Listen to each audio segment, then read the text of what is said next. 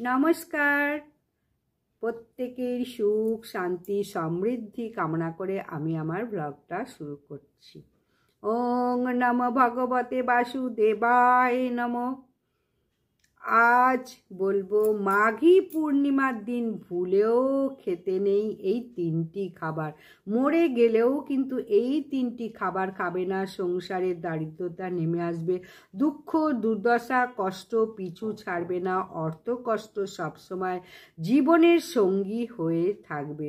তাই এই দিনকে মাঘী পূর্ণিমার দিন ভুলেও কিন্তু এই তিনটি খাবার খাবে না। তাহলে এখন প্রত্যেকে শ্রবণ করো। মাঘী পূর্ণিমা বছরে দ্বাদশ পূর্ণিমার মধ্যে শ্রেষ্ঠ পূর্ণিমা তিথি হচ্ছে মাঘী পূর্ণিমার দিন যে খাবারগুলো ভুলেও খাওয়া উচিত না। এবং পাশাপাশি বলবো শাস্ত্রে মাঘী পূর্ণিমার বিশেষ মাহাত্ম্যের কথা বর্ণনা করা হয়েছে। সকলে আজকে এই গুরুত্বপূর্ণ তত্ত্বগুলো জানা প্রয়োজন। প্রত্যেককে স্বাগত জানাবো আমার এই চ্যানেলে। এই রকম তত্ত্বগুলো তোমাদের সঙ্গে শেয়ার করার জন্য কিছুক্ষণ সময় ধৈর্য ধরে গুরুত্বপূর্ণ তত্ত্বগুলো জেনে নাও। প্রত্যেকের ভালো লাগবে, সমৃদ্ধ করবে। ভালো লাগলে অবশ্যই একটা লাইক করো, ইষ্ট দেবতার নাম বা জয় মা লক্ষ্মীর জয় একবার হলেও কমেন্টে লেখো। বছরে দ্বাদশ মাসের মধ্যে শ্রেষ্ঠ মাস হচ্ছে মাঘ মাস। তিনটি মাসকে শ্রেষ্ঠ বলা হচ্ছে কার্তিক মাস, বৈশাখ মাস এবং মাঘ মাস। কার্তিক মাস কেন শ্রেষ্ঠ? কার্তিক মাসে স্বয়ং ভগবান শ্রীকৃষ্ণ ভক্তি রঞ্জিত বন্দী হয়েছিলেন। কার্তিক মাসকে দামোদর মাস বলা হয়। এই কার্তিক মাসে যদি কোনো ব্যক্তি ভগবানের উদ্দেশ্যে একটি প্রদীপ প্রজ্বলিত করতে পারে তাহলে তার পিতৃদেবরা নরক থেকে স্বর্গে যায়। তাই কার্তিক মাস হচ্ছে শ্রেষ্ঠ মাস। দ্বিতীয় হচ্ছে বৈশাখ মাস কেন শ্রেষ্ঠ? বৈশাখ মাসে যদি কোনো ব্যক্তি ধর্ম কাজ করে তা অক্ষয় ফল লাভ করে, সেই পুণ্যের কোনো ক্ষয় হয় না। কিন্তু এই মাঘ মাস কেন শ্রেষ্ঠ? যে কোনো ধর্ম কাজ করুক না কেন মাঘ মাসে ভোরবেলা প্রচণ্ড ঠান্ডা পড়ে, প্রভাতকালে যদি শয্যা ত্যাগ করে কোনো ব্যক্তি যদি স্নান করে ইষ্ট দেবতার পুজো করতে পারে, জীবনের গ্রহ দোষ তো কাটবেই, বাস্তু দোষও কেটে যেতে পারে। পাশাপাশি এই মাঘ মাসে পূর্ণিমা তিথিকে বলা হয় মাঘী পূর্ণিমা তিথি। মা লক্ষ্মীর অত্যন্ত প্রিয় দিন। যারা ইষ্ট দেবতাকে তুষ্ট করতে চান তারা এই মাঘী পূর্ণিমা অবশ্যই ব্রত পালন করো। তাই মানুষের এই পূর্ণিমার দিনে জীবন প্রবাহ ঊর্ধ্বমুখী হয় এবং অমাবস্যার সময় মানুষের শারীরিক জীবন প্রবাহ নিম্নমুখী হয়। তাই কিছু নিয়ম এই সময় অবশ্যই পালন করা প্রয়োজন। যেমন পূর্ণিমা তিথি মা লক্ষ্মীর অত্যন্ত প্রিয় দিন। আমরা জানি বৃহস্পতিবার মা লক্ষ্মীর দিন। যারা মা লক্ষ্মীর কৃপা লাভ করতে চাও তারা বিশেষ করে মায়েরা বা স্ত্রীরা বৃহস্পতিবারে লক্ষ্মীর পূজা করে, নারায়ণের পূজা করে। লক্ষ্মী দেবীর কৃপা হলে সেই সংসারে কখনো ধনের অভাব হয় না, সুখ শান্তি সমৃদ্ধিতে গৃহটা ভরে ওঠে। যে গৃহে মা লক্ষ্মীর কৃপা আশীর্বাদ পড়ে তার কখনো সংসারে অভাব অনটন আসে না। তাই সেই ব্যক্তি ভগবান পর্যন্ত কৃপা করেন। স্বয়ং দেবরাজ ইন্দ্র লক্ষ্মী ছাড়া হয়েছিলেন। একবার ভগবান শ্রীবিষ্ণু বৈকুণ্ঠে গিয়ে ভগবানকে প্রণাম করে ভগবান বিষ্ণু তখন তার গলার মালা এই দুর্বাসা মুনিকে দিয়েছিলেন। দুর্বাসা মুনি সেই মালা নিয়ে স্বর্গের দিকে যাচ্ছিলেন, গলায় বৈজয়ন্তীর মালা। যাওয়ার পথে হঠাৎ দেবরাজ ইন্দ্রকে দেখতে পেলেন। দুর্বাসা মুনিকে ইন্দ্র প্রণাম করার পরে ইন্দ্রকে দেখতে পেল। দেবরাজ ইন্দ্র দুর্বাসা মুনিকে প্রণাম করলো। দুর্বাসা মুনি তখন নিজের বৈজয়ন্তী মালা খুলে সে ইন্দ্রের গলায় দিয়েছিলেন। ইন্দ্র স্বর্গের দেবরাজ ভগবানের প্রসাদী মালার মহিমা বুঝতে পারেনি। শাস্ত্রে বলা হয়েছে যাদের পুণ্য অল্প, যারা অল্প পুণ্যবান, এদের চারটে জিনিসের প্রতি ভক্তি আসে না। এক হচ্ছে মহাপ্রসাদে, যারা স্বল্প পুণ্যবান এদের বিশ্বাস হয় না কখনো মহাপ্রসাদ। ভগবানের মহাপ্রসাদ খেলে কি হয়, একটা অভক্তি আসে, যারা অল্প পুণ্যবান, গোবিন্দের প্রতি বিশ্বাস আসে না। ইন্দ্র বুঝতে পারলেন না ভগবানের প্রসাদের মালার ব্যাপারটা, এবং হাতে যেই মালাটা দিয়েছে সেই মালাটা ছুঁড়ে ফেলে দিয়ে পদধূলি করে চলে গেল। তখন পাড়া দিয়েছে একটা পশু। তখন ভগবান ইন্দ্র অবমাননা করলো, দুর্বাসা মুনির প্রসাদের মালার অপমান করেছে। তখন দুর্বাসা মুনি এটা লক্ষ্য করে এবং ইন্দ্রকে বললেন, আমি তোমাকে অভিশাপ দিলাম, তুমি লক্ষ্মী ছাড়া হও। এই অভিশাপে ইন্দ্র স্বর্গচ্যুত হলেন, ধন সম্পদ সব হারা হয়ে গেলেন। তাই জীবনে যদি অলক্ষ্মী আসে তবে লক্ষ্মী হানি হয়, আর লক্ষ্মী হানি হলে তো যেন জীবনে সুখ শান্তি সমস্ত কিছু নষ্ট হয়ে যায়। যাদের জীবনে দারিদ্রতা আছে, দুঃখ কষ্ট আছে, পূর্ণিমার দিন তারা অন্তত পালন করো, এইটুকুই বলবো। তন্ত্র সাধক তন্ত্রবিদ্যা প্রয়োগও করে এই পূর্ণিমার দিন। এই ইষ্ট দেবতাকে অবশ্যই পূজা করো এই পূর্ণিমার দিন। ব্রত করা ভীষণ ভালো। যদি ব্রত না করতে পারো, ফলমূলাদি গ্রহণ করে একটু লক্ষ্মী দেবীর পূজা করো। শুধুমাত্র কিন্তু লক্ষ্মী দেবী নয়, লক্ষ্মীকে একা কখনো পূজা করবে না, বা মা লক্ষ্মীকে একা কখনো রাখবে না গৃহে। লক্ষ্মীর সঙ্গে নারায়ণকে রাখবে এবং একসঙ্গে পূজা করবে। প্রথমে বলবো যে বিষ্ণু পূজা সর্বোত্তম। সংসারে যদি কোনো মনস্কামনা পূর্ণ হয়ে যায়, তাও মা লক্ষ্মী এবং নারায়ণকে অবশ্যই পুজো করো। এই মাঘী পূর্ণিমা দিন অত্যন্ত শুভ এবং গুরুত্বপূর্ণ দিন।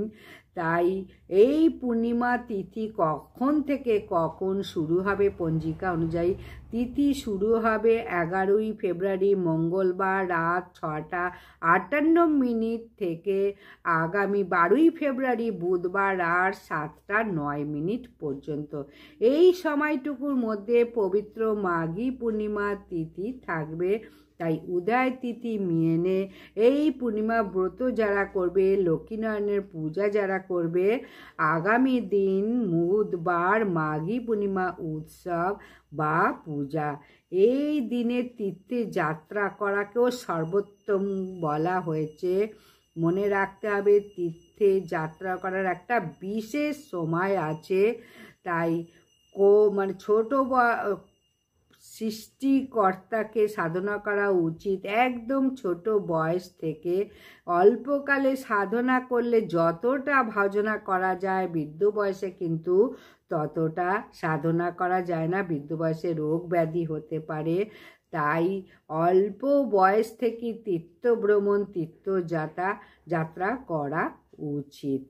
যদি কেউ এই পরিবারে পাপ কর্ম করে, পাপ বিনাশ হয়ে যাবে এই তীর্থযাত্রা যদি ছোট বয়স থেকে করা হয়। পূর্ণিমা দিনে যে কোনো পবিত্র তীর্থে যাত্রা করা অবশ্যই অত্যন্ত শুভ। আর এবারে তো মাঘী পূর্ণিমা, আবার আরও একটা সংযোগ এসেছে যে শাহী স্নান 144 বছরের মহাকুম্ভ স্নান, শাহী স্নানও মাঘী পূর্ণিমায় পড়ছে। এই বছর মাঘ মাস অত্যন্ত শুভ অন্যান্য বছরের থেকে। এই মাঘ মাস কেন শ্রেষ্ঠ? মাঘ মাসে যদি কেউ প্রভাতকালে স্নান করে সূর্য দেবতাকে অর্ঘ্য এবং জল দান করতে পারো, এবং ভোরবেলা যদি হাতের কর দর্শন করো, তাহলে অনেক মঙ্গল। একটা মন্ত্র রয়েছে, হাতে মানে কর দর্শন করে দিনটা শুরু করতে হয়। এই মানে ভগবান গোবিন্দকে মনে মনে স্মরণ করে, সরস্বতী দেবীকে প্রণাম করে, লক্ষ্মী দেবীকে প্রণাম করে দিনে শুরু করতে হয়। সকালবেলা ঘুম থেকে উঠে মানুষ কী করে, হাতে দর্শন না করে আয়নায় মুখ দেখে, মোবাইল দেখে। তাই সকালবেলা সবসময় ঘুম থেকে উঠে প্রথমে বসুমতীকে প্রণাম করতে হবে, তারপরে সূর্য দেবতাকে প্রণাম করো স্নান পর্ব ছেড়ে। জবাকুসুম শঙ্কাশং কাশ্যপেয়ং মহাদূতিং ধন্তারিণীং সর্বপাপঘ্নং প্রণৌতস্মি, এই মন্ত্র বলে অবশ্যই সূর্যদেবকে প্রণাম করো এবং অর্ঘ্য জল অর্পণ করো। যার কৃপায় একদিন সূর্যদেব উদিত না হলে জগন, নিষ্পাণ, বৃক্ষ আদিগণ সালোক সংশ্লেষের প্রক্রিয়ায় সূর্যদেব থেকে খাবার গ্রহণ করে, তৈরি করে এবং সেই খেয়ে বেঁচে থাকে। সূর্যদেব আমাদের প্রাণ কেন্দ্র। সেই সূর্যদেব কি বৈষ্ণব, দানব, শৈব, যেই যাই উপাসনা করুক না কেন, প্রত্যেকের উচিত প্রভাতকালে সূর্য দেবতাকে একটা প্রণাম করা উচিত। এর মাধ্যমে দিনের শুরুটা করা উচিত। এই পবিত্র দিনে তো অবশ্যই করো। সকালবেলা উঠে বেশি বেলা করে কারুরই ঘুমানো উচিত না। ঘুম থেকে উঠে পূর্ণিমা তিথিতে এত গুরুত্বপূর্ণ কেন? বৃক্ষাদিগণ তো সূর্য থেকে খাবার গ্রহণ করে। শাস্ত্রে একটা সুন্দর তথ্য পাওয়া যায়, বৃক্ষের সুমিষ্ট রসালো ফল, আম, জাম, কাঁঠাল, লিচু, গাছে এত সুন্দর প্রস্ফুটিত ফুল হয়, এটা কিন্তু হয় চন্দ্রের আলোয়। ফুল কিন্তু সবসময় রাত্রে চন্দ্রের আলোয় প্রস্ফুটিত হয়। এই শস্য দানা চন্দ্রের আলোয় সুন্দর এবং পরিপুষ্ট হয়। যে স্থানে চন্দ্রে পূর্ণিমায় চাঁদের আলো ভালো পড়ে সেখানে কিন্তু শস্য খুব ভালো হয়। তাই চন্দ্রের আলোকে অত্যন্ত শুভ বলা হয়। এতে একটা মহাসংযোগ রয়েছে এই চন্দ্রের আলোতে। অন্যান্য সময় যাই সাধনা করো, এই পূর্ণিমার দিনে যদি সাধনা করো তাহলে অনেক বেশি ফল পাওয়া যায়। অনেকে তন্ত্র সাধনা, কালী সাধনা করে, লক্ষ্মীর সাধনা করে। পূর্ণিমা তিথিতে সাধনা করা অত্যন্ত মাহাত্ম্য। বিশেষ করে গঙ্গা স্নান পূর্ণিমার দিনে তো অত্যন্ত গুরুত্বপূর্ণ। প্রতিদিন যদি কোনো ব্যক্তি জলে স্নান করে তাহলে তার দেহ শুভ হবে, জন্ম জন্মান্তরে পাপরাশি ভস্মীভূত হয়ে যায়। তাই এই গঙ্গায় স্নান করা, বিশেষ করে মাঘী পূর্ণিমার দিন, স্বয়ং দশহারা গঙ্গা কেন বলা হয়? যে গঙ্গা নদীতে স্নান করলে 10 জন্মের পাপরাশি বিধৌত হয়ে যায়। কিন্তু অনেকে গঙ্গা দেবীর প্রতি ভক্তির উদয় হয় না, তার কারণ এখন গঙ্গার পুরো নোংরায় দূষিত হয়ে গেছে। তাই মা গঙ্গা মাতৃদেবী কোনো রকমে কোনো নোংরা ফেলা উচিত না, এটা প্রত্যেকের খেয়াল রাখা উচিত। বিদেশেতে সব কোনো নোংরা ফেলেই না। আমাদের প্রত্যেকের তরে সাবধান উচিত গঙ্গা দূষিত যাতে না হয়। কলিযুগে একদিন হয়তো গঙ্গাও থাকবে না, এই রকম বজ্র পদার্থ ফেলার জন্যে, নোংরা আবর্জনা ফেলার জন্যে। অনেকে আছে গঙ্গায় তো স্নান করেছি, পাপ তো বিধৌত হয়েছে, মানে পার্বতী প্রভুকে বলছে, শুনেছি গঙ্গা স্নান করলে জন্মজন্মান্তরে পাপরাশি বিধৌত হয়। কিন্তু মর্তে মানুষের আসলে কি পাপরাশি বিধৌত হয়? তাহলে এই ব্যাপার একটা পরীক্ষা করি চলো বলে মাতা পার্বতী একটা বৃদ্ধা বুড়িমায়ের ছদ্মবেশ ধারণ করে মহাদেব মৃত ব্যক্তির সব ধারণ করলো। বৃদ্ধা মা প্রভু শিবকে নিয়ে কান্না করছে। সেখানে ভক্তরা এসে দেখছে যে যে স্নান করতে যায় ওঠে গঙ্গা দেবীর ওখান থেকে, সবাই জিজ্ঞাসা করে কি হচ্ছে, বিদ্যাকে বলছে কান্না করছো কেন? বিদ্যা তখন বলছে আমার স্বামী মারা গেছে, সব দেহকে সৎ কাজ করাতে হবে, তাই একা একা কাজ করাতে পারছি না, স্বামী মারা গেছে, পতি বিয়োগ হয়েছে, সেই জন্য কান্না করছি। যখন অন্য ব্যক্তিরা ধরতে যায় তখন বিদ্যামা বলে আমার স্বামীর একটা শেষ ইচ্ছা থাকে, যে ব্যক্তি সমস্ত পাপ থেকে নির্মূল হয়েছে, সর্ব পাপ থেকে মুক্ত হয়েছে, তিনিই শুধু এই সব দেহকে দাহ করতে পারবে, এটা আমার স্বামীর ইচ্ছা ছিল। যখন এই কথা শুনছে প্রত্যেক দর্শকরা যে আমি গঙ্গায় স্নান করেছি, তা আমি পাপ করেছি কি করিনি সেটা তো বলতে পারবো না, এইভাবে অনেকে জিজ্ঞাসা করছে যে তুমি কি সব পাপ থেকে মুক্ত, জিজ্ঞাসা করছে বৃদ্ধা। এই শুনে কেউ ধরতে পারছে না ওই মৃতদেহকে।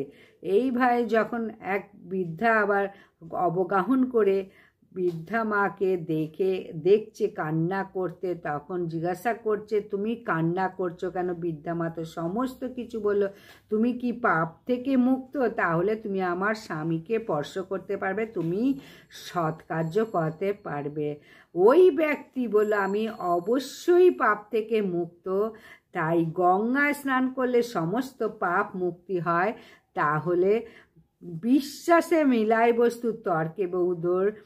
তাহলে ওই ব্যক্তি তখন ধরতে পারল আসলে তুমি সমস্ত পাপ থেকে মুক্ত হয়েছ, তোমাকে আশীর্বাদ করলাম।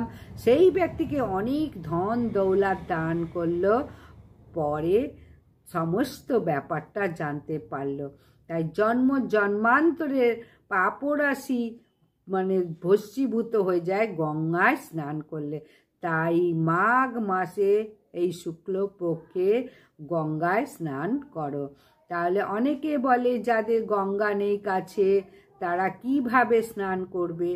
যাদের বৃন্দাবনে বাড়ি তারা যমুনা নদীতে স্নান করো, বঙ্গদেশে যারা বাড়ি তাদের নদীতে স্নান করো।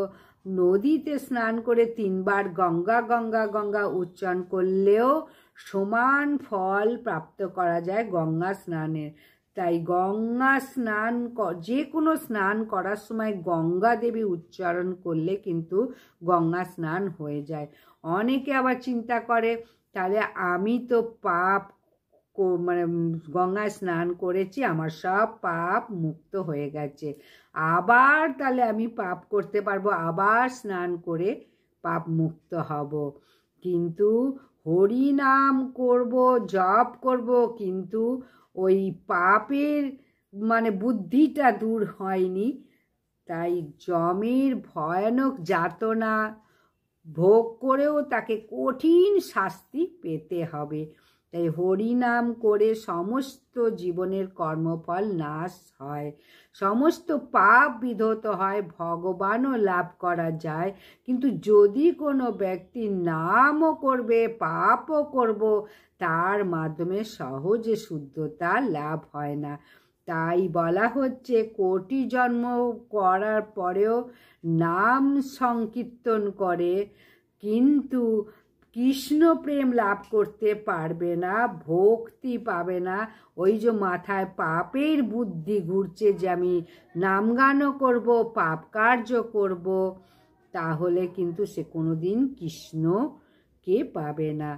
তাই কোন পাপের ফলে সে ওই পাচ্ছে কষ্ট বা দুঃখ দুর্দশা, সে তো সারা জীবন তাহলে এই কৃষ্ণ নাম জপ করেছে, তাও কেন এত ভয়ানক শাস্তি পেল? কোন পাপের ফল?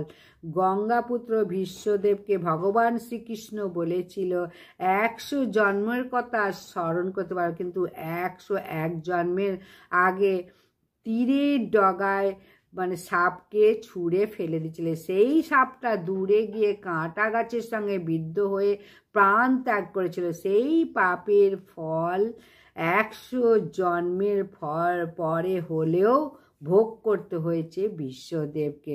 তাই পাপ বাপকেও ছাড়ে না। কিঞ্চিত পরিমাণে যদি কাউকে কষ্ট দাও, কোনো না কোনো দিন সেই পাপের ফল ভোগ করতেই হবে।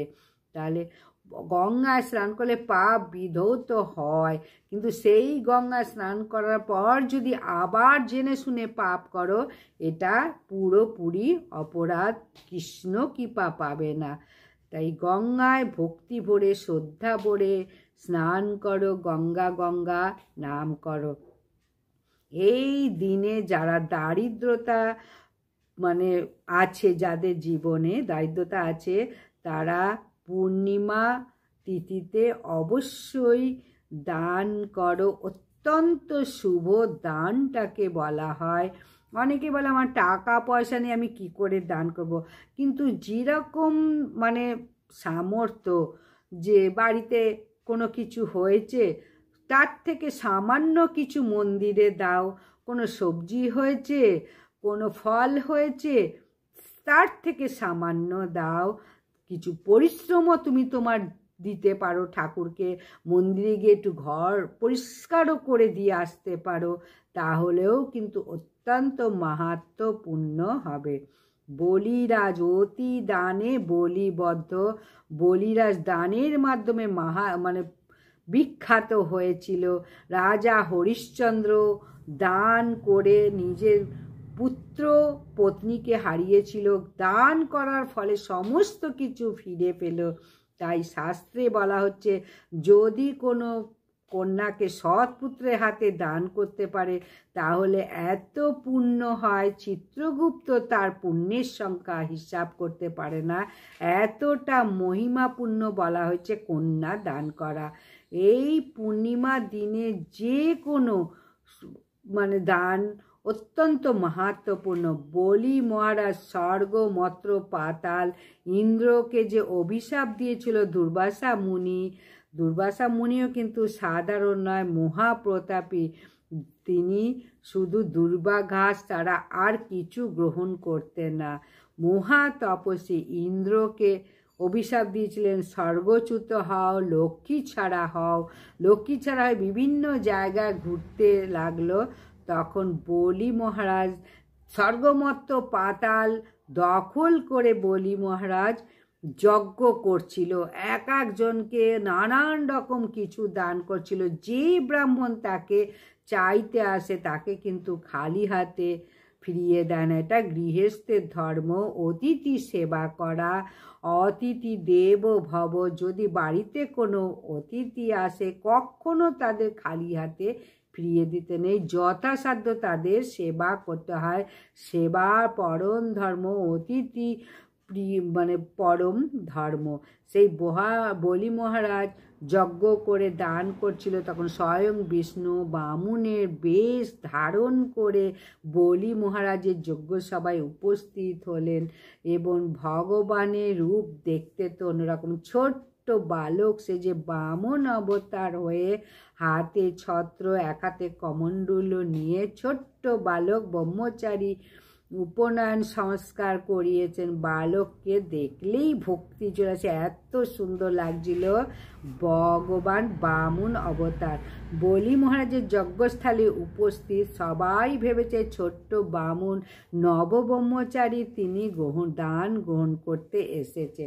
বলি মহারাজ তখন জিজ্ঞাসা করলো, তুমি কি দান নেবে? ছোট্ট বামন বলল, আমি ত্রিপাদ ভূমি নেব। যখনই ত্রিপাদ ভূমি চাইল তখন সবাই মিলে হাসাহাসি করছে, আরে ছোট্ট বালক ত্রিপাদ ভূমি চাইছে, রাজার কাছে মাত্র 3টি পা ধরবে, এই রকম জায়গা নেবে, এটা তো একটা মূর্খের কথা। তুমি একটা গ্রাম চাও দিয়ে দেবো, রাজ্য চাও দিয়ে দেবো। যখনই বললো ত্রিপাদ ভূমি চাই তখন বলির পাশে শুক্রাচার্য গুরুদেব বসেছিলেন। তখন তিনি মনে মনে বুঝতে পারলেন এই বালক সাধারণ কোনো বালক নয়, নিশ্চয়ই বলি মহারাজকে ছলনা করতে এসেছে। তাই শুক্রাচার্য ধ্যানেও বসে জানতে পারলেন ইনি হচ্ছেন ভগবান শ্রী বিষ্ণু। কিন্তু বলি মহারাজকে নিষেধ করেছিলেন তুমি দান করো না। তখন বলি মহারাজ বলল, আজকে স্বয়ং মহারাজ আমাকে দান করতে এসেছে, গুরু আজ্ঞা লঙ্ঘন করে বলি মহারাজ দান করেছিল ভগবানকে। তাই ভগবানের সেবায় যদি কেউ বাধা দেয় তাহলেও তাকে দান করা উচিত। গুরুদেবের কথাই শ্রেষ্ঠ কথা, গুরুদেবের কথাই শিষ্যের কাছে শ্রেষ্ঠ, কিন্তু তবু গুরুদেবের কথা না শুনে শ্রীকৃষ্ণ মহারাজ ভগবানকে বলি মহারাজ সমস্ত দান করেছিলেন। তাই দ্বিতীয় ভগবান কেউ নেই, ভগবান একজনই, কিন্তু শিষ্যের কাছে গুরুদেব ভগবানের মতো পূজনীয়, কিন্তু এটাই নয় গুরুদেব সাক্ষাৎ কৃষ্ণ। শিষ্যের কাছে ভগবানের মতো পূজনীয়, তাই কৃষ্ণ সেবায় বাধা প্রদান করে যখন গুরুদেব, সেক্ষেত্রে বলি মহারাজ সেখান থেকে শিক্ষা দিচ্ছে সেই গুরুকে ত্যাগ করা উচিত যিনি কৃষ্ণ সেবায় বাধা প্রদান করে। বলি মহারাজ গুরু আজ্ঞা অলঙ্ঘন করে তিনি দান করেছিলেন ভগবানকে। বলি মহারাজ গুরু আজ্ঞা লঙ্ঘন করে ভগবানের সেবা করেছিলেন এবং ভগবান তখন এক পা দিয়ে স্বর্গ দখল করলো, আর এক পা দিয়ে পাতাল দখল করলো, এত বড় পা বিস্তৃত। তারপরে নাভি থেকে একটা পা বেরোলো এবং বলি মহারাজ তো সংকল্প করেছে যা চাইবে তাই দেবে। তখন ভগবান পা যখন বার করলেন, বলে এই পা কোথায় রাখবো, তখন নিজের মাথা পেতে দিল এবং সেই মাথা পেতে দিল, মাথায় রাখো। ভগবান বিষ্ণুই নৃসিংহ হয়ে আবির্ভূত হয়েছিলেন। 5 বছর বয়সে প্রহ্লাদ ভগবানের কৃপা লাভ করেছিল। সেই প্রহ্লাদ এসে বসে বলতে লাগলো, ভগবান তোমার ভক্ত, আমিও তোমার চরণে মস্তক অর্পণ করতে পারিনি, কিন্তু দেখো বলি পেরেছে। বলি কত ভাগ্যবান, নিজে মস্তক পর্যন্ত তোমার চরণে দান করেছে, যার ফলশ্রুতিতে ভগবান এই বলি মহারাজের কাছে ঋণী হয়ে থাকলো। পাতাল লোকের বলি মহারাজ দ্বাররক্ষী হয়ে রয়েছে ভগবান শ্রী বিষ্ণুর। বলি মহারাজের নগরী পাহারা দিচ্ছে এই শ্রীকৃষ্ণ। তাই এই দিনে দান করা অত্যন্ত শুভ, বিশেষ করে বৈষ্ণবদের সেবা করা। ভগবান তার ভক্তদের সেবা করার মধ্যে আরও প্রসন্ন হন। সংসারের দারিদ্রতা দূরীভূত করতে চাইলে ভগবান বৈষ্ণব মন্দিরে কিছু দান করো। গরিব ব্যক্তিদের দানের মাধ্যমে অত্যন্ত শুভ এবং মঙ্গল। কারোর নিন্দা করো না এই পবিত্র মাঘী পূর্ণিমার দিনে। এবার ভিডিওর মূল প্রসঙ্গ বলবো, যে খাবারগুলো ভুলেও খেতে নেই এই দিনে। আরেকটা কাজ ভুলেও করতে নেই, কখনো কারোর নিন্দা বা অপরের পরচর্চা পরনিন্দা একদম করবে না। কলিযুগে কি করে মানুষ, যেখানে খারাপ খবর আছে সেখানেই মানুষ গিয়ে আগে শুনতে যায়। মৌমাছির মতো প্রত্যেকের হওয়া উচিত। শত নোংরা বস্তু থাকলেও সেখান থেকে মাছি একটু মধু আহরণ করতে। অন্যদিকে কাক, সাধারণ মাছি যেখানেই যাবে নোংরা আবর্জনা রয়েছে, দুর্গন্ধ রয়েছে, ডাস্টবিন রয়েছে, সেইগুলো খোঁজার চেষ্টা করে। কিন্তু মৌমাছির মতো হওয়া উচিত আমাদের, বিশেষ করে কলি যুগে। এক জায়গায় 5 জন বসলে কে কি করছে, কে কি বলছে, সেখানে ভালো চর্চা করা উচিত। নিন্দা একদম করা উচিত না। নিন্দা করার ফলে জীবনে কখনো ভালো হবে না। বিশেষ করে বৈষ্ণব অপরাধ খুবই খারাপ, তাই এটাকে মারাত্মক অপরাধ বলা হয়েছে। শাস্ত্রে সুন্দর একটা কাহিনীও আছে এই নিন্দা করার ফলে কি হয়ে থাকে। একজন রাজা সমস্ত গ্রামে ব্রাহ্মণদের ভোজন করাচ্ছিল। শাস্ত্রে বলা আছে বৈষ্ণব সেবা স্বয়ং মহাদেব পার্বতীকে বলেছিলেন, হে দেবী, জগতে যত দেবদেবীর পুজো করো না কেন, সর্বশ্রেষ্ঠ পুজো হচ্ছে ভগবান শ্রী বিষ্ণুর পুজো করা। কিন্তু সেই ভগবান বিষ্ণুর পুজো করার থেকেও শ্রেষ্ঠ পূজা হচ্ছে ভগবান ভক্তদের পুজো করা। তাই পদ্ম পুরাণে বলা হয়েছে যে আরাধনা যদি করো তাহলে শ্রেষ্ঠ হচ্ছে ভগবান আরাধনা, তার থেকেও বেশি হচ্ছে ভক্তদের আরাধনা করা। পবিত্র পূর্ণিমা দিনে সম্ভব হলে বৈষ্ণবদের বাড়িতে নেমন্তন্ন করে ভোজন করাতে পারো, সেবা দিতে পারো, তাহলে ভগবান অত্যন্ত প্রসন্ন হবে। ভগবান বিষ্ণুর সেবা ঠিকভাবে হয়তো করতে পারো না, কিন্তু তুলসী দেবীর পরিচর্যা, সেবা, পরিক্রমা, জলদান এর মাধ্যমেও ভগবানের বিশেষ কৃপা লাভ করা যায়।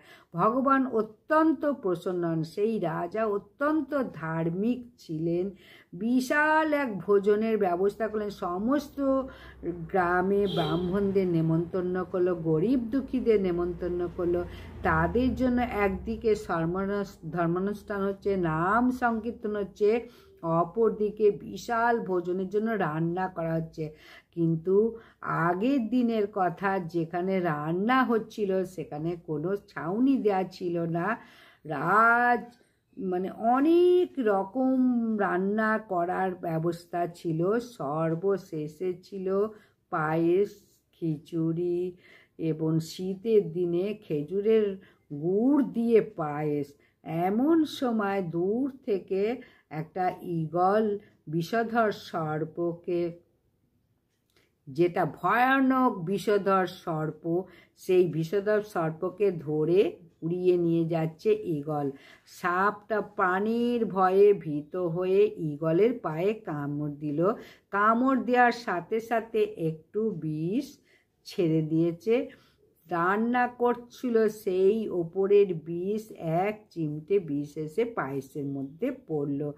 আর ওই যে রান্না করছে সে তো খেয়াল করেনি, সুন্দর করে পায়েসটা তৈরি করছে, সমস্ত বিষ এই পায়েসের মধ্যে মিশে গেল। পায়েস তো দারুণ হয়েছে, গুড় দিয়ে পায়েস, অমৃত উপাদেয় দারুণ সুন্দর খাবার হয়েছে। এক একটা পদ যখন পরিবেশন করা হচ্ছে, সর্বশেষে পায়েস যখন পরিবেশন করা হলো, খুব সুন্দর হয়েছে।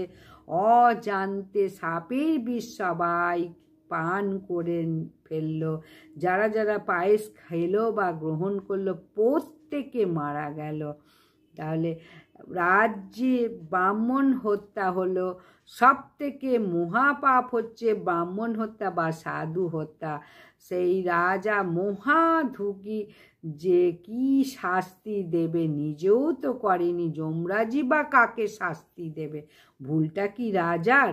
তা ইচ্ছা করে তো রাজা করেনি, এটা অজান্তে হয়ে গেছে। তাহলে শাস্তিটা কাকে দেবে? যমরাজও লিখতে গিয়ে, সাজা লিখতে গিয়ে সে সাজা লিখতে পারছে না।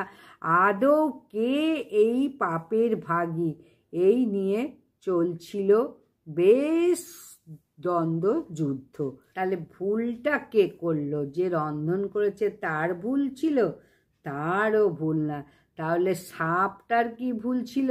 তারও কোনো ভুল ছিল না, কারণ সে প্রাণের ভয়ে ভীত হয়ে ঈগল পাখিকে কামড় দিয়েছে।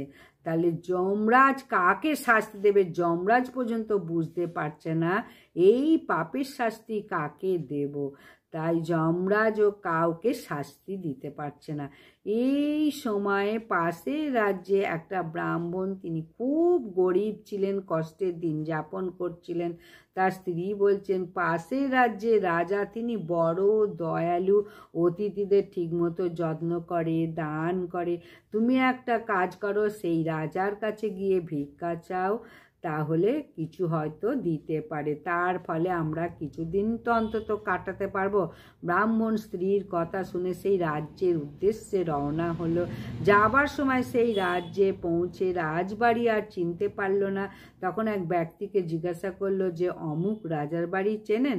সেই ব্যক্তি বলল, ওই রাজার কাছে যাবেন যিনি মহা পাপিষ্ট শত শত ব্রাহ্মণদের হত্যা করেছে। এটা বলার সাথে সাথে যমরাজ বলল, এবারে পেয়েছি চিত্রগুপ্তি, তুমি একটা কাজ করো, ওই ব্যক্তিকে এখনই ধরে নিয়ে এসো।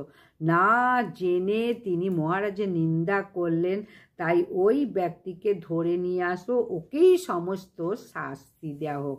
তাই বলবো, না জেনে কখনো কারুর নিন্দা করা উচিত না। তাই আমরা কি করি, ভালো করে শুনি না কিছু না, কিন্তু নিন্দে করে নিই। জীবনে নিন্দা করার ফলে কতটা অমঙ্গল ঘটলো ওই ভদ্রলোকের। তাই মনে রাখতে হবে, পবিত্র পূর্ণিমা দিনের শরীরে জীবন প্রবাহ যেমন জোয়ার ভাটা, মানুষের জীবনেও জোয়ার ভাটা হয়। চুল নখ দাড়ি পূর্ণিমার দিনে ভুলেও কিন্তু কাটবে না, এটা অশুভ এবং অমঙ্গলের বলা হচ্ছে। যে ব্যক্তি পূর্ণিমা অমাবস্যার দিনে ক্ষৌরকর্ম করে এতে গ্রহ দোষ লাগে, আর জীবনে অশুভ গ্রহের প্রকোপ যদি লাগে কখনো তার ভালো হবে না, সব সময় অমঙ্গল লেগেই থাকবে, দুঃখ দুর্দশা কষ্ট পিছু ছাড়বে না। এই দিনে অনেকে লক্ষ্মীনারায়ণের পুজো করবে, আর ভগবান বিষ্ণুর পুজো করলে তুলসী পত্র ছাড়া সেই পুজো সম্পূর্ণ হয় না। তাই বলা হয়েছে এই তুলসী পত্র কিন্তু পূর্ণিমা অমাবস্যার দিনে চয়ন করা একেবারে নিষিদ্ধ। এতে কি আর হরির মস্তক ছেদন করলে যে পাপ হয় সেই পাপ লাগবে। পূর্ণিমা অমাবস্যা একাদশী দ্বাদশী সূর্যগ্রহণ চন্দ্রগ্রহণ তুলসীপত্র তোলা ঘোর অপরাধ। শুধু তাই না, সন্ধ্যেবেলাও তুলসীপত্র চয়ন করা উচিত নয়।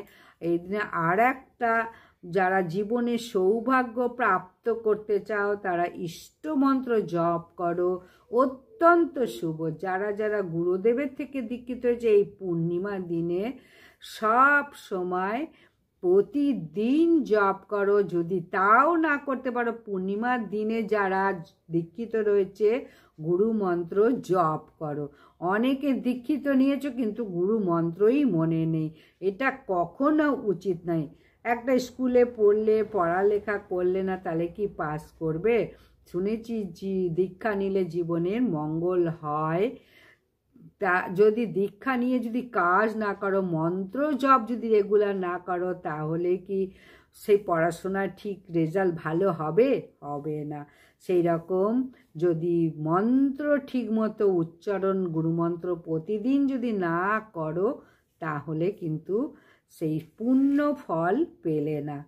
তাই জীবনে মন্ত্র জপ করা উচিত। যারা দীক্ষা নাওনি তারা কি মন্ত্র জপ করবে? তারা হরেই কৃষ্ণ কৃষ্ণ কৃষ্ণ হরে হরে, হরে রাম রাম রাম হরে হরে, এই মহামন্ত্র জপ করো। স্বয়ং মহাব্রহ্মা তিনি বলেছেন এই কলির সব থেকে শ্রেষ্ঠ মন্ত্র হচ্ছে এই হরে কৃষ্ণ।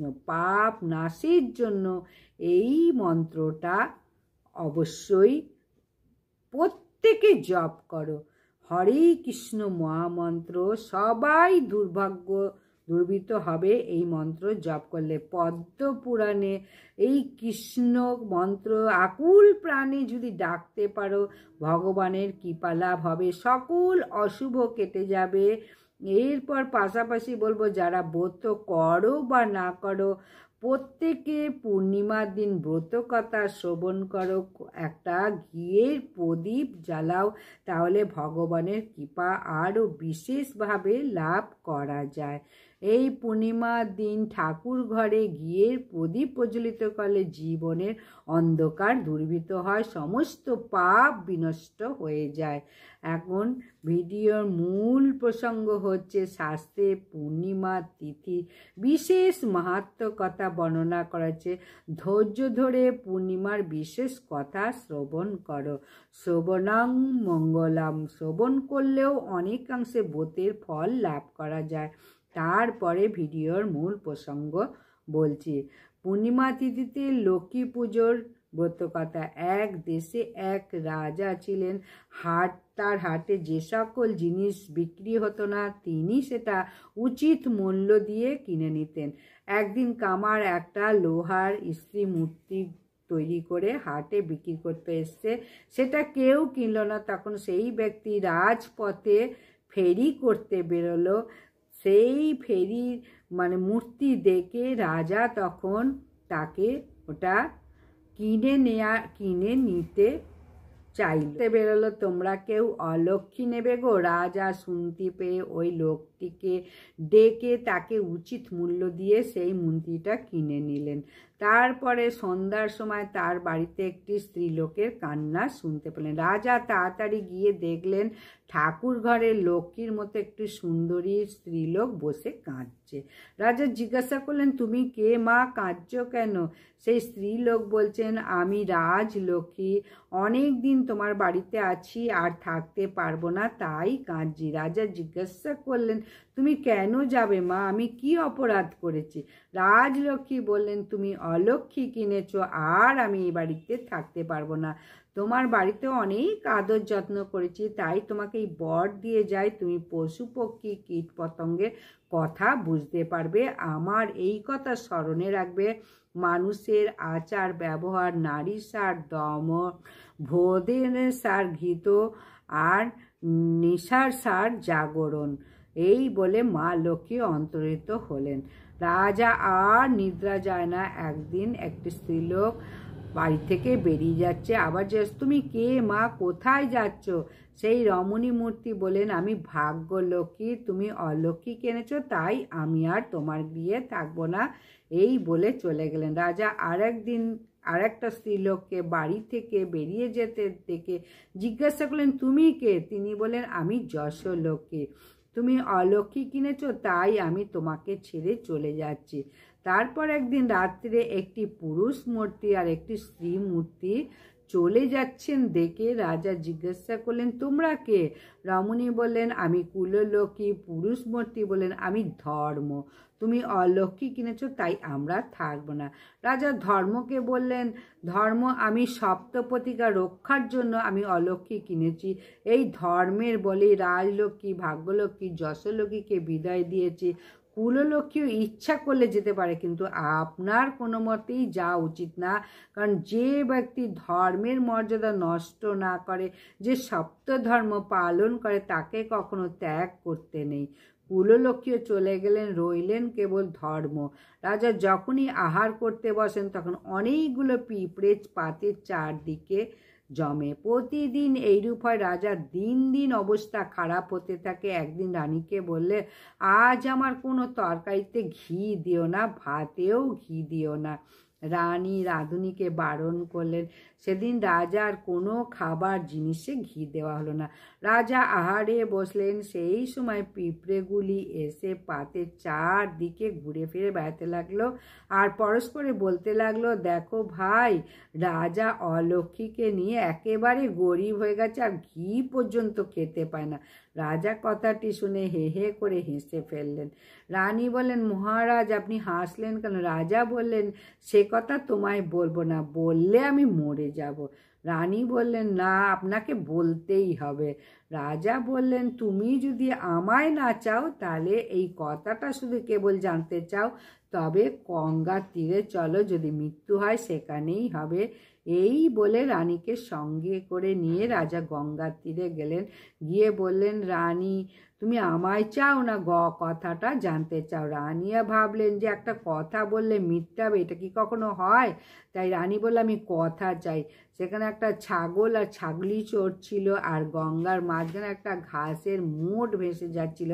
ছাগলি ছাগলকে বলল, ওই দেখো ঘাসগুলো ভেসে যাচ্ছে, আমায় এনে দাও না, আমি খাই। ছাগল বলল, আমি তোমার জন্য জলে ডুবে মরি আর কি, আমি তো রাজার মতো বোকা নই। রাজা যেমন স্ত্রীর কথায় মরতে এসেছে। রাজা তখন ছাগলের ভাষা বুঝতে পেরে রানীকে খুবই তিরস্কার করে সেই গঙ্গার তীরে জঙ্গলের মধ্যে ছেড়ে দিয়ে চলে গেলেন। রানী সেই গঙ্গার তীরে বনে বনে কেঁদে বেড়ান। রাজা আর কোনো খোঁজ খবর করেন না।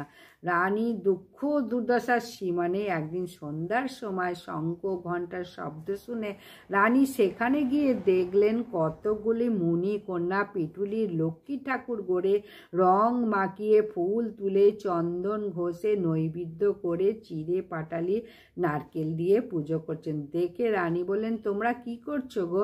তারা বললেন, আজ আশ্বিন মাসে কোজাগরীর পূর্ণিমা, তাই আমরা লক্ষ্মীর পুজো করছি। রানী জিজ্ঞাসা করলেন, এ পুজো করলে কি হয়? তারা বললেন, লক্ষ্মীর কাছে যে যা বর প্রার্থনা করে তাই পূর্ণ হয়, অলক্ষ্মী দূর হয়, সংসারে সৌভাগ্য লাভ হয়। তখন রানী তাদের একটু পিটুলি চেয়ে লক্ষ্মী ঠাকুর গড়ে পুজো করে সেই লক্ষ্মীর প্রসাদ চিড়ে নারকেল খেয়ে তাদের সঙ্গে সেই রাত্রিটা জাগরণ করে রইলেন। ওখানে রাজার বাড়িতে যে লোহার অলক্ষ্মী ছিল সেটা বিদেয় হলো, যেমন হাতি ঘোড়া ধনরত্ন ছিল সব হলো। রাজা সকালে উঠে ভাবলেন, হঠাৎ আবার এসব কি হলো? ধর্ম বললেন, মহারাজ, ওই অলক্ষ্মীটা কিনেই আপনার অমঙ্গল ঘটেছিল। রানী বনে কোজাগরী লক্ষ্মী পুজো করছে, তাই অলক্ষ্মী দূর হয়ে রাজলক্ষ্মীর কৃপা হলো। শর্তের কৃপায় আবার আপনার সব হলো। তখন রাজা ধর্মকে নমস্কার করে নিজে সে গঙ্গার তীরে বনে গিয়ে রানীকে খুঁজে অনেক যত্ন করে সঙ্গে নিয়ে এলেন। বাড়িতে এসে খুব ঘটা করে লক্ষ্মীর পুজো করলেন। ভাগ্যলক্ষ্মী, যশলক্ষ্মী, কুললক্ষ্মী আবার ফিরে এলো। সেই থেকে পৃথিবীতে পূর্ণিমা তিথিতে লক্ষ্মী পূজা, বিশেষ করে কোজাগরী লক্ষ্মী পুজোয় পূর্ণিমা করা আজও প্রচলন হয়ে আসছে। এই হচ্ছে পূর্ণিমা তিথিতে বিশেষ ফল এবং মাহাত্ম্য কথা। এই পূর্ণিমা তিথিতে মা লক্ষ্মীর পূজা করলে কি ফল লাভ করা যায়? তাই যদি মা লক্ষ্মীর প্রতি সেরকম ভক্তি থাকে, পরিবারের সবাই মিলে নিজেই পুজো করো, ব্রাহ্মণ দিয়ে করতে হবে এরকম কোনো কথা নেই। লক্ষ্মীনারায়ণের যুগল মূর্তি পূজন করো। এই পূজার ফলে আধ্যাত্মিক মঙ্গল সাধিত হয়। সংসারে যদি কোনো অশুভ অমঙ্গল থাকে সেটাও কেটে যায়। খুবই মঙ্গলময় সৌভাগ্যের বলা হয়েছে এই পবিত্র লক্ষ্মী পূর্ণিমার দিনে মা লক্ষ্মীর পূজা করা। তাই এই দিনে কিছু করো বা না করো, ভুলেও যে খাবারগুলো খাওয়া উচিত নয় সেই খাবারগুলো হলো, স্বয়ং রবীন্দ্রনাথ বলেছে, না খেয়ে মানুষ মারা যায় না, খেয়েই মানুষ মারা যায়, ভুড়ি ভুড়ি মানুষ খেয়ে মরছে। তাই কিছুদিন যারা মাছ মাংস খায়, এটা বাজে সেটা বলবো না, সাত্বিক খাবার গ্রহণ করা উচিত। বিশেষ করে এই পূর্ণিমার দিনে উচ্ছিষ্ট খাবার কোনো দিন খাবে না। উচ্ছিষ্ট খাবার অনেকে খায়, খাবারে কখনো উচ্ছিষ্ট, অপরের উচ্ছিষ্ট বাসি খাবার, পচা খাবার পূর্ণিমার দিনে শুভ দিনে খাবে না। কোনো পোড়া জিনিস খাবে না। নেশা করা দ্বিতীয় ভীষণ খারাপ, মানে নেশা মহা অপরাধ বলা হয়েছে। পবিত্র পূর্ণিমা দিনে নেশা থেকে যতটা বিরত থাকা যায় এটাকে ভীষণভাবে অশুভ বলা হয়েছে। আমিষ তো মাছ মাংস ভক্ষণ একদমই উচিত নয়। গীতায় বলা হয় শরীর নিরোগ হয় সাত্বিক খাবার গ্রহণ করলে। এইসব খাবার খেলে রোগ ব্যাধি হয়। তাই পূর্ণিমার সময় এইসব মাছ মাংস খেলে রোগ ব্যাধি হয়, পাপ হয়। ভগবানের প্রসাদ খাও, আমিষ ভুলেও কিন্তু এই দিনকে কেউ না কোনো পোড়া জিনিস খাবে না, কোনো তেঁতো জিনিস, উচ্ছে জাতীয় নিম পাতা তেঁতোও খাবে না। আর পূর্ণিমার দিনে কখনো কলা গাছের থোড়ও খাবে না। এইগুলো মাথায় রাখো, ভুলেও কিন্তু এইগুলো কেউ না। আমিষ তো ভুলেও ছবে না, বিশেষ করে পূর্ণিমার দিন। তাহলে ভিডিওটা যদি ভালো লাগে অবশ্যই লাইক, সাবস্ক্রাইব, শেয়ার করে দাও। কোন জিনিসগুলো ভুলেও খাবে না, কি কি করবে না, সমস্তটা বললাম। তার সঙ্গে আরও আনুষঙ্গিক কিছু কথা বললাম। ধৈর্য ধরে শেষ পর্যন্ত ভিডিওটা দেখো। ভালো লাগলে লাইক, সাবস্ক্রাইব, শেয়ার করে দাও। নমস্কার।